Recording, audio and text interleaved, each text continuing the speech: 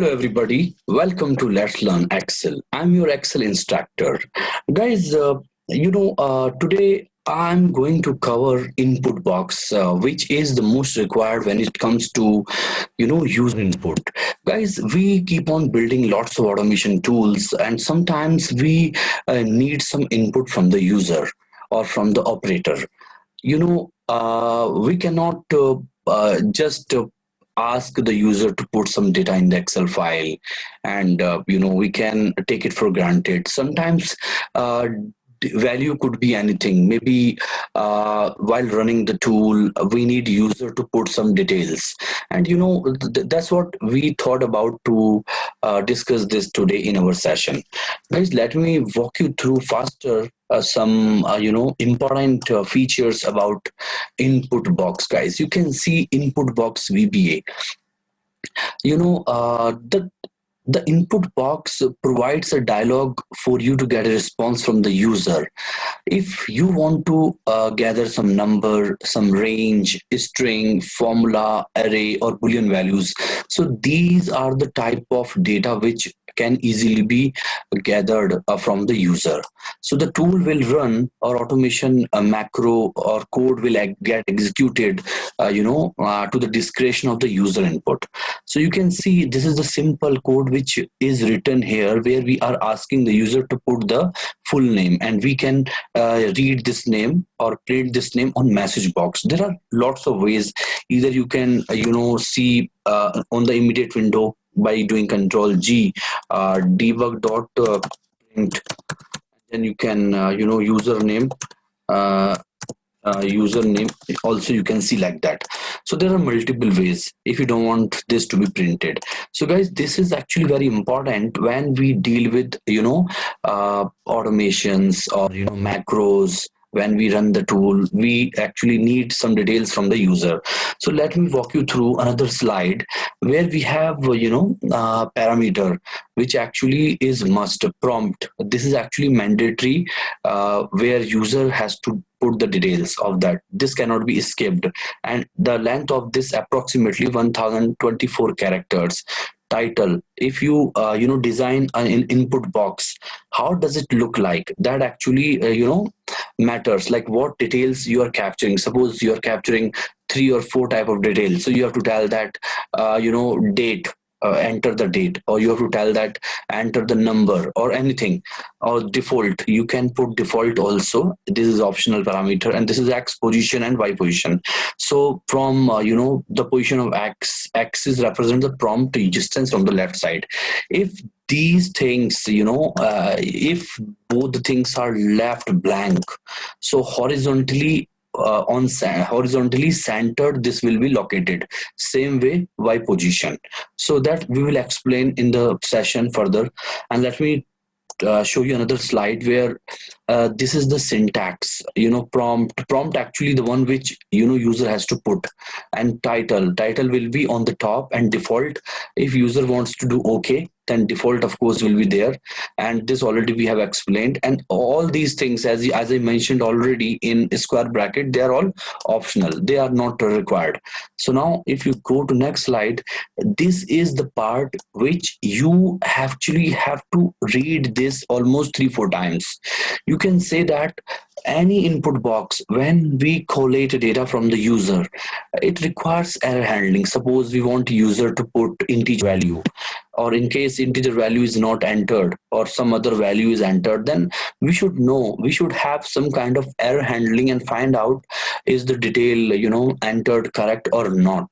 Same way, developers should understand input box can only accept up to 255 characters. It can accept only 255 characters, but return only 254. So developer has to be cautious while developing such kind of stuff. So input box should always have a variable to which it can return the result. This is correct. And there is another problem which I have already explained before we read all three. And now user has to see very carefully, like this is the error handling. Guys, when we deal with automation, error handling is the most required thing, which user or developer has to understand what kind of error I'm getting and so on. You can see this is actually the username we are asking. If username is not entered, so we are checking with length function. If length is 0, or in case the user forgets to put the name, then it will tell you enter the valid name, else it will tell you thank you after the name is entered properly. Same way, if you look at the second example where we are telling put the number, and if number is divisible by 2 completely, then it remainder will be 0 and it will tell even, otherwise odd.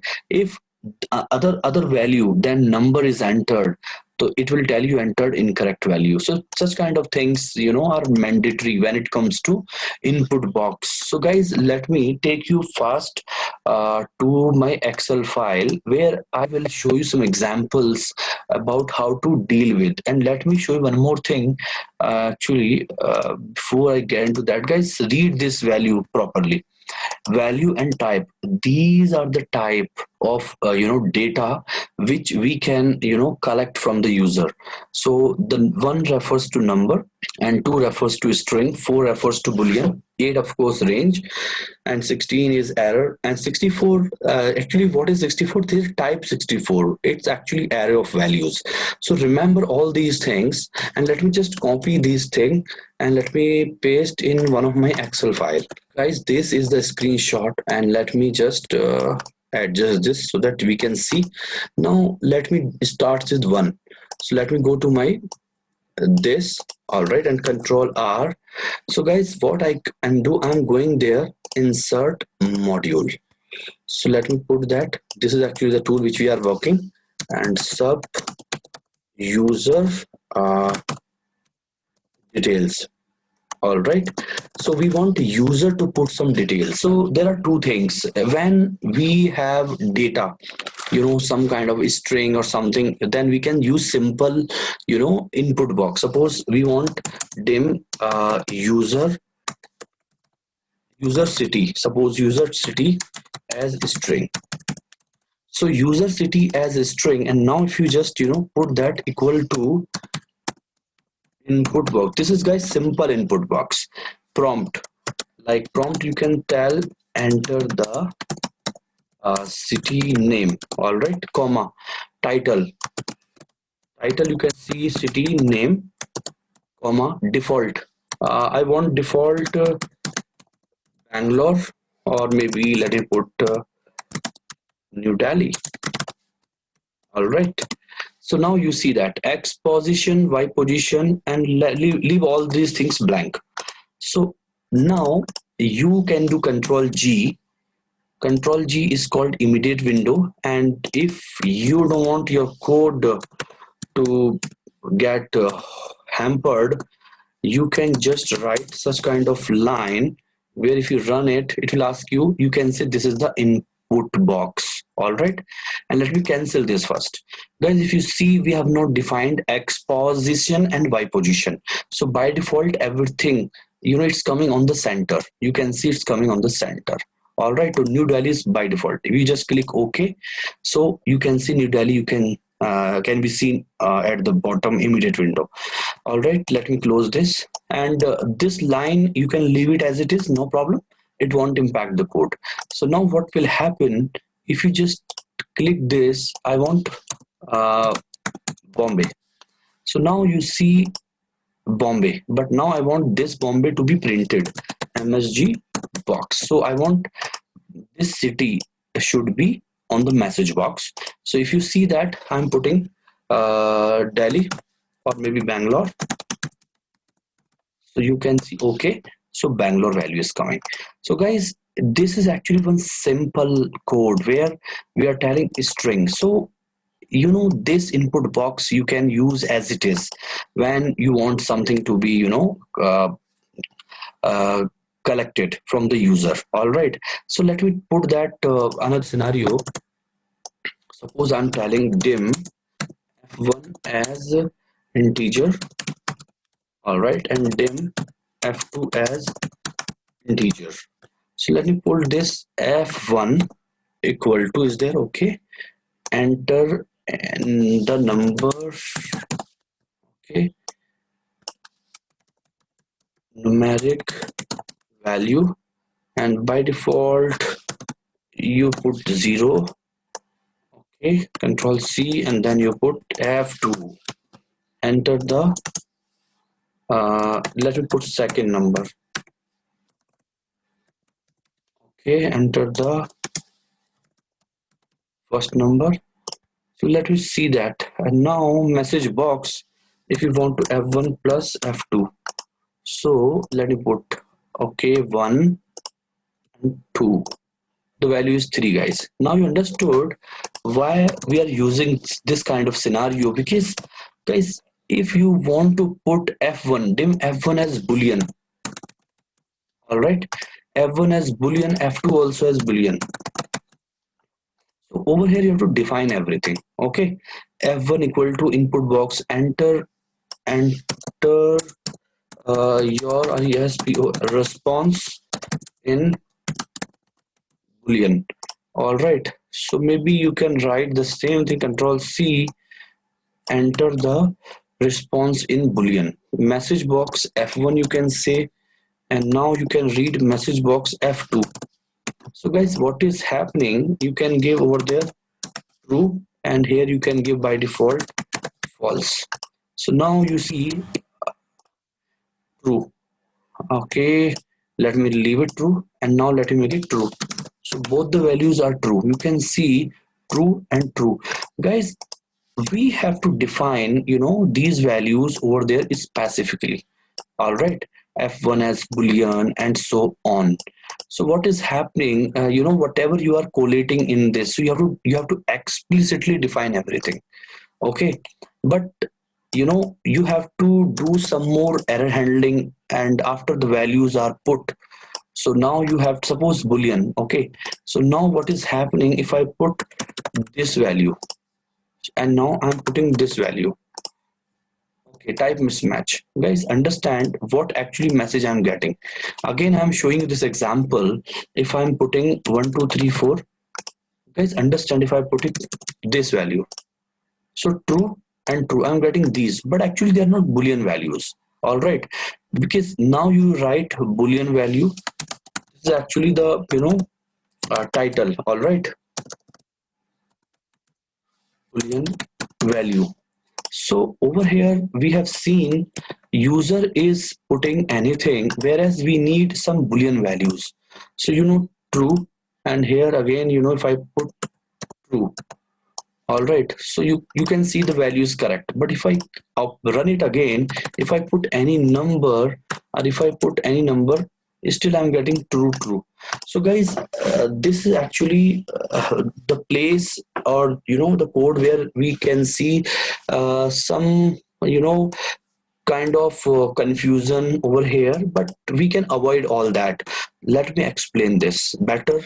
Let me tell you one scenario. If I tell dim my num as integer, all right, so you want number should always be entered as number, so you can use application dot input box. So here you can tell enter the number.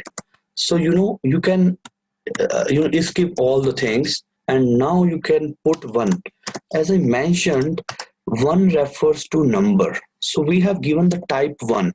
So now if you read this value, or maybe if you want to print this value on message box, you can say what actually we are getting. A small input box we are getting. If you put over there some alphabets, now see, number is not valid. By default we are getting this message.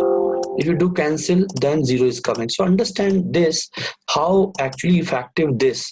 We have just added application.inputbox. Okay, so to some extent InputBox can help you, but application.inputbox, it is very useful when it comes to data type, also to be considered when it comes to user discretion. So enter the number means you cannot put any alphabet. Once you do okay, it is telling you number is not valid. So guys, understand, if you put 12 or 1 2 3, it is a number, it is reading properly. So now you understand how important is this application.inputbox, because while collating the data over here we are telling my num as integer, which is correct, because the value which you are collating or you are gathering from the user, then it is stored on this mynum. So that's why it has to be declared as integer, or maybe long, whatever the length of the data. So understand, one refers to number. If I tell you string, so you can mention two. Two refers to string, all right, and mynum as string. Let me take my name, NAME, and now my name, you can copy and you can actually put this and you can put that. Now if you see this, enter the number. Guys, now you have to be very careful. If you put Amit, actually it is accepting Amit very well. Okay, now again I'm telling you, if you put these things and again tell, it is also accepting, because this is also a string. Guys, understand, if you write this could be string, this could be number, it could be either of them. So that's why it has accepted it. All right, because now my name as a string, you are putting this, again I'm telling you, Amit, it is accepting, it is a string. But if you are putting only one, so this also it can accept very well. All right, so you know that my name as a string, because if you write such kind of things, 12, so you can see 12 is a number because it is aligned to right. But if I do this way, control 1, I'll show you something. So control 1 is happening now. If I go and convert this to text, you can say this is a number, and if you multiply that by 2, it will happen, it will become 24. But actually if you look at this data type, it is a text, and if you see this number, it is a number. You can see number, if you write in Excel, they're aligned to right, but if you write a text, suppose anything, it is aligned to left. So understand the difference. So in this case, whatever number or whatever name you put, that will be your string. If you open this, if you mention enter the number, so now number, actually either you enter the name, you can put enter the name also, doesn't matter, it depends on this. All right, now see, enter the name, I'm putting any name, suppose true is my name. Okay, so true, actually it is reading properly, but true is a string, it's not a boolean value. All right, so understand the difference. So we have covered this 2 also, and let me cover 4, boolean true or false. Suppose your response as boolean. Okay, and now your response, control C, equal to this and this, enter the response. All right, and as I mentioned, boolean values refers to 4, type 4. Again I'm showing you, once you put the prompt value and now title is activated, you want to skip title, then go to default. You can skip everything until that type is activated, then you can put your type value. So there are multiple ways, either you put type like that, this is also good, actually it works. Now you see, once you click this, enter response, I want false, so you can see that it is reading false, this is a boolean value. All right, data type boolean. And now let me see what result, and no, this actually doesn't come. Okay, so it is working fine. If I write true, correct, so this is awesome. Now I'm showing you a range. We have to use 8 for range, and let me show you an example. Suppose this is the data. All right, and what I can do, let me put another code, sub copy range. All right, so dim rng as range, set rng equal to application dot input box, select the range, or maybe you can select, or maybe you can input the range, title, range, and you can just go and now put 8. Why we put 8? Because 8 refers to range. All right, and now what we are doing, of course this is the range which we will select. We actually put dim destination RNG as range. Guys, be careful once you write such kind of code, because you have to understand error handling is very much required in any code. So select the maybe area, paste range. So this is kind of dummy code I'm writing, and you know, the first range means we have to select the range or input the range, then again we have to select the destination range where we want to copy this range and paste this range. Okay, or maybe park this range, whatever, range dot copy, and you can just put destination. All right, so what will happen once we actually run this code? It will ask you select the range, you will select this, and again it will ask you select the area where you want to paste. Let's see how the code is working. So select the range, I want to select this entire range. Okay, and now it is asking select the area where you want to paste the range. So now you see the code is working, because what is happening, if you just remove this line of code, or sorry, before remove this data which we have pasted, and now if you go there and now see how the code is working. Let me select this. Okay, here B column I have selected.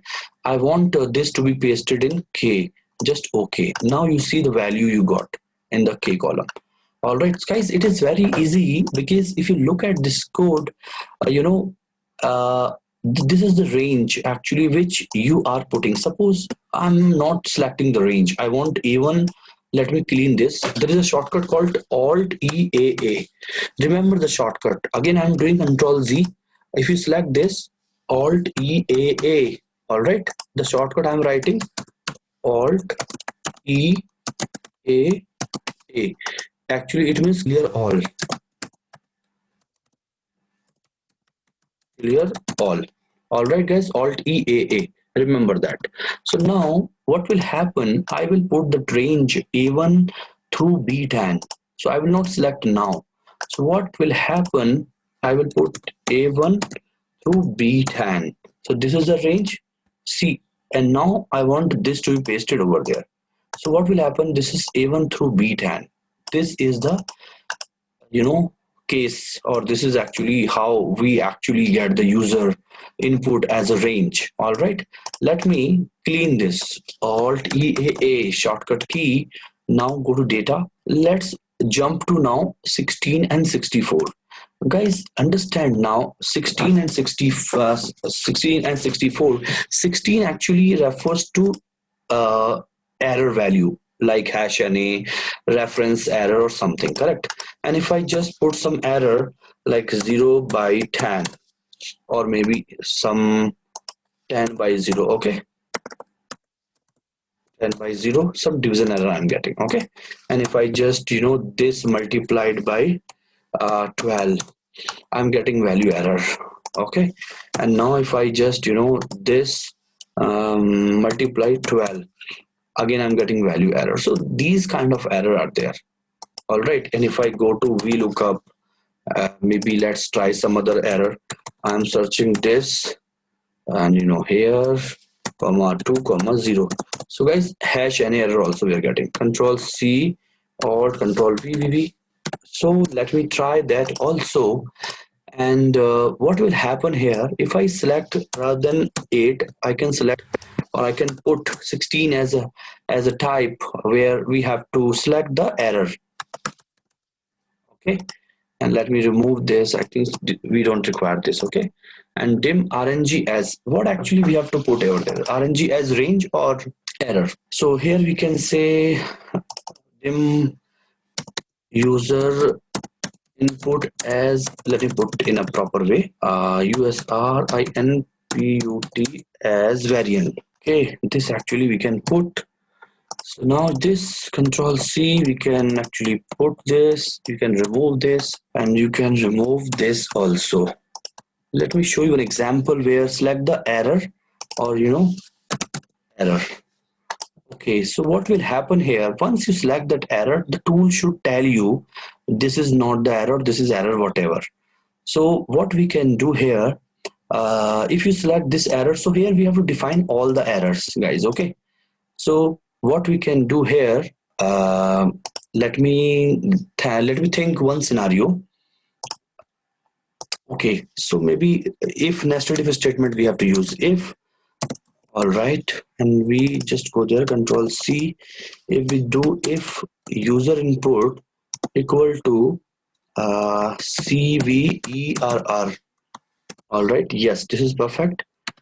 XL. Let me put that nested if statement where we will select the error, or we can input the error. Our tool will find out which error refers to what, so we can actually customize the description of the error over here. So we are starting with if, so let's close this with and if. So if user input equal to this, then what message we want to give here.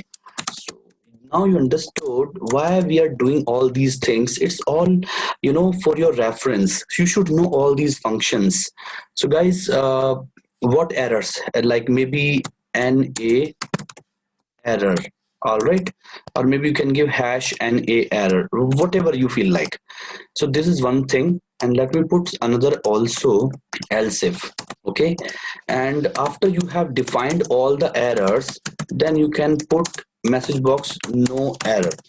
All right, so the one error is excel error NA, and second error is excel error division error. Okay, div0. So you can put over there division error, division error.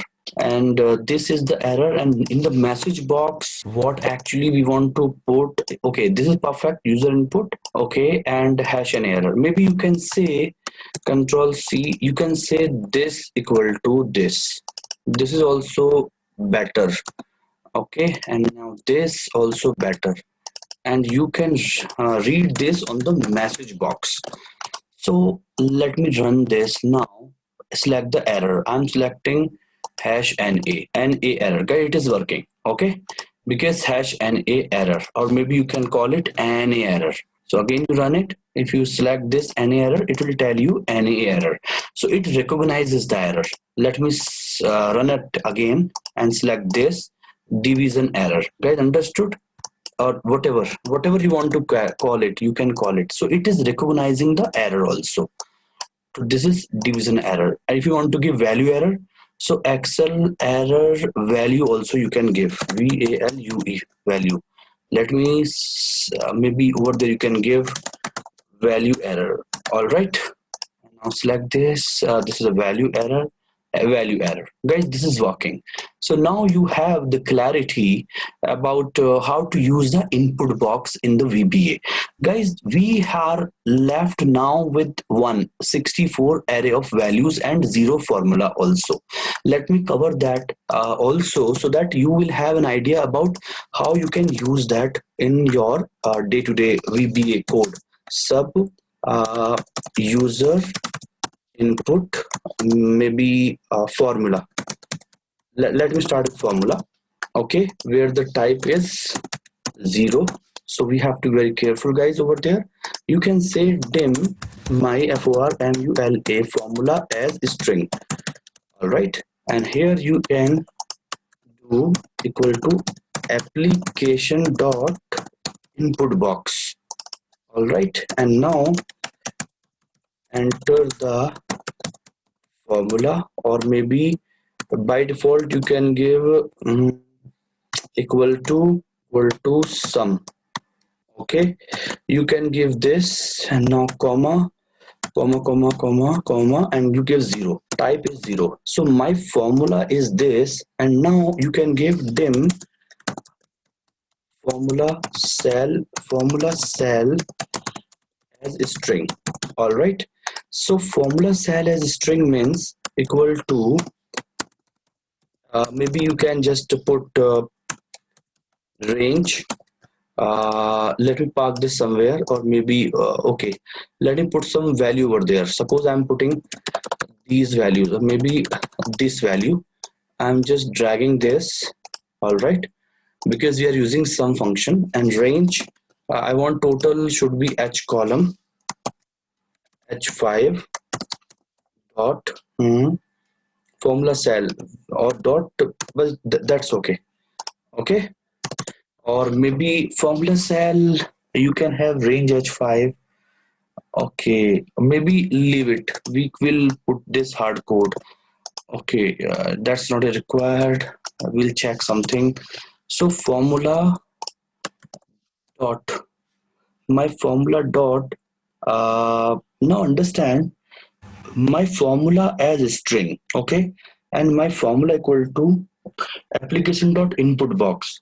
So guys, if I want my formula to be pasted, if I select the range, what should I do here? My formula, actually if I select range, understand, then what will happen, guys? Okay, let me think something better example for you. So guys, here this is the input, okay, and where we want to park this formula, maybe over there, range g4.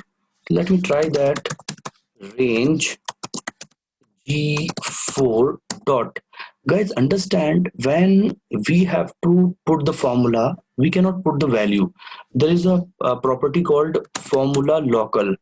Okay, let me just control x dot for formula local. This actually we have to use if we want this formula to be reflected there. So let me run this now. Sum, if you select this, okay, and now see, we have to put that parenthesis also, do okay.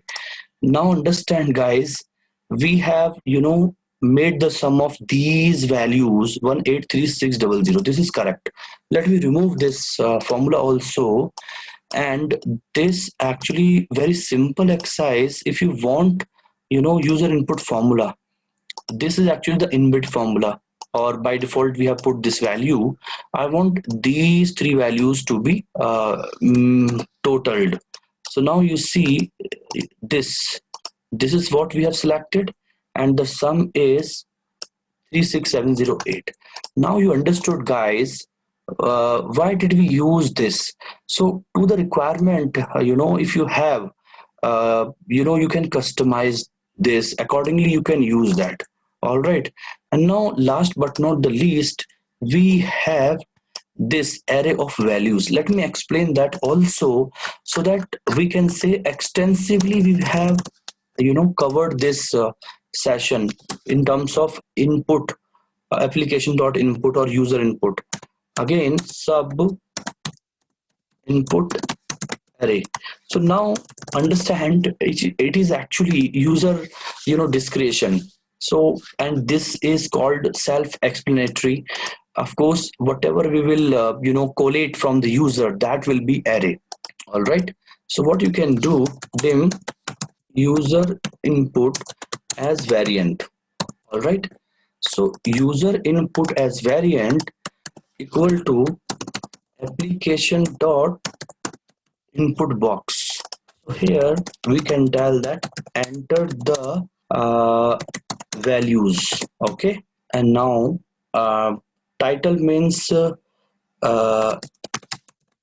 array values in curly braces. All right, and now what you can do, default don't give anything.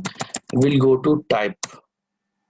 What we can give, we give type 64 type refers to actually array.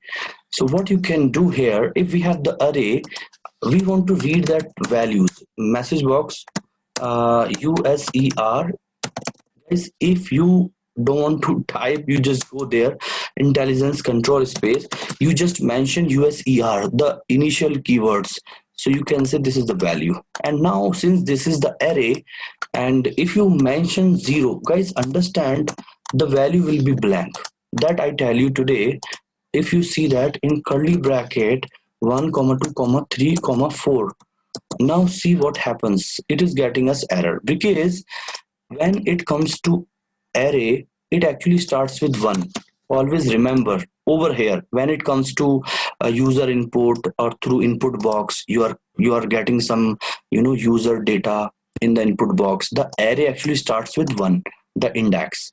So now you see if you put again 234 456 789, so these three values we have put.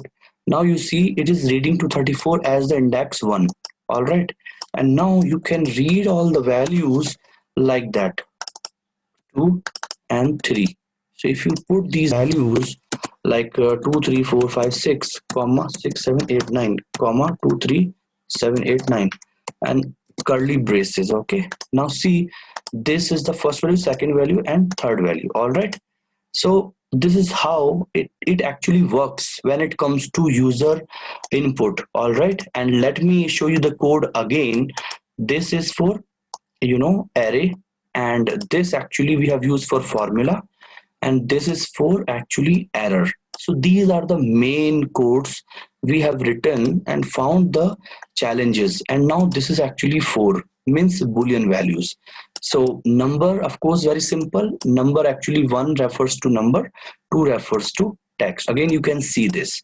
All right, I hope guys you actually benefited from this session extensively. We have collated everything in terms of input box. Now you know how to handle and deal with input box from multiple ways, and I hope you have enjoyed this session. Thank you very much guys. Have a wonderful day. Bye bye.